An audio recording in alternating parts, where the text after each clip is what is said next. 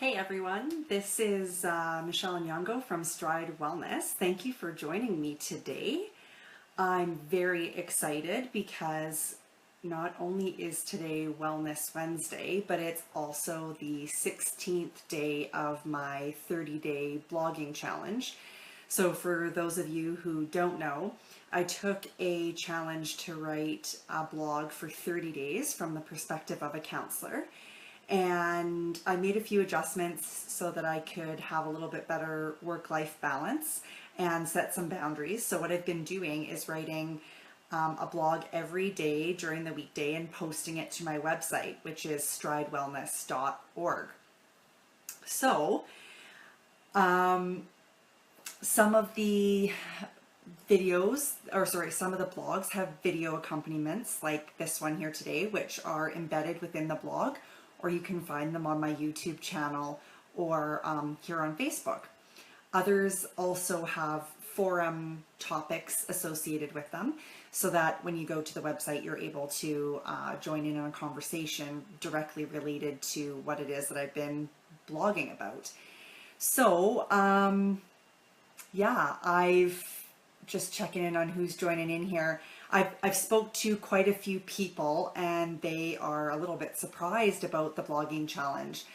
Just think of it as writing 5 essays a week for 6 weeks. And the hardest part so far has been determining the topics, actually. The writing has come about pretty easy. So please do me a favor and tweet me at Wellness Stride, or you can message me here on Facebook, on my website, or you can leave comments in the comment section below if you have any ideas for future blogs, because I'm halfway there and I would love some help finishing up with some, interesting topics as I finish off here. So if you're tuning in today, we are celebrating the halfway mark of my 30-day blog challenge.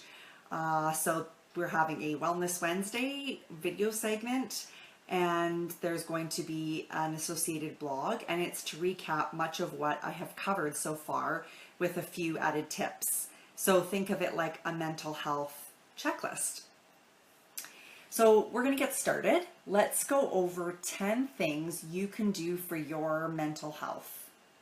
So first is to take care of yourself. And this section is broken into 4 subsections.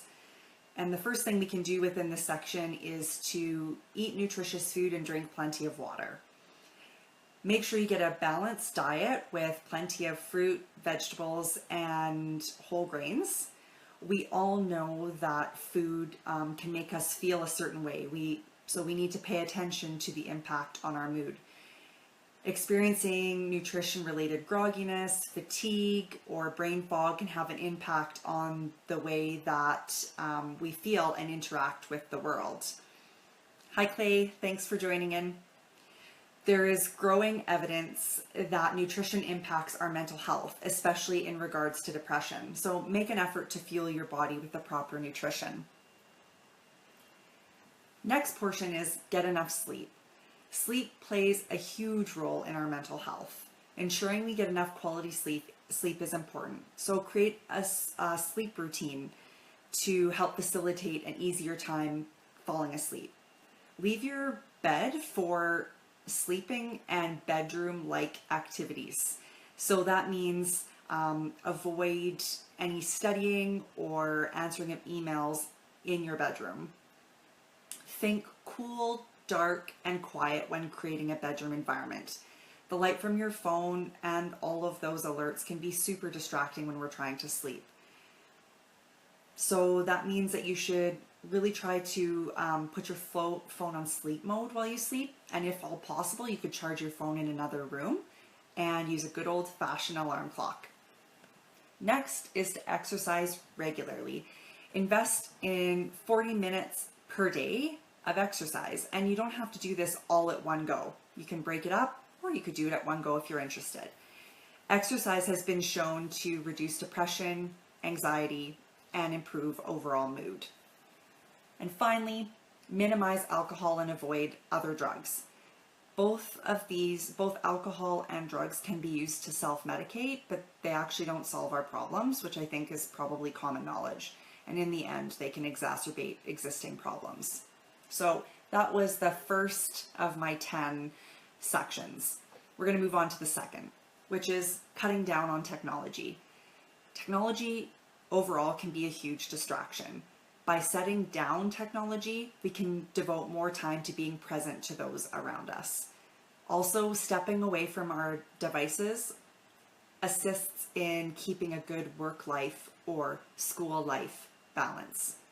That balance is key to a happy you. The third is practice mindfulness. Remember, mindfulness is a single pointed focus. A variety of activities can fall into the mindfulness category if they allow us to achieve that zoned in feeling. This can be meditation, crocheting, coloring, target practice, or most anything. Number 4, learn strategies to combat stress. Stress reduction strategies were discussed in one of my blog posts. I spoke about putting the brakes on stress by using relaxation and deep breathing techniques, as it activates the parasympathetic nervous system. You can also help reduce the glucose, adrenaline, and cortisol levels in your system by engaging in cardiovascular exercise. There are many other ways, including prayer, journal writing, yoga, etc., that can help us reach a state of calm and relaxation to reduce stress. And for all of those things, the important part is practice, practice, practice. Number 5, participate in acts of kindness. Random and intentional acts of kindness was a blog post that I wrote as well. And anytime that we can give of ourselves to others, whether through volunteering or other types of acts of kindness, we can build a connection with our community. And if you remember in my blog, acts of kindness have a positive impact on the person receiving it, those witnessing the acts, and especially with an intentional act of kindness, they can have long-lasting positive impacts on our mental health for the giver. Number 6 of 10 on this checklist is be kind to yourself. This includes positive self-talk and treating yourself with kindness and patience. Do things you enjoy. Carve out time for yourself. Number 7, be grateful.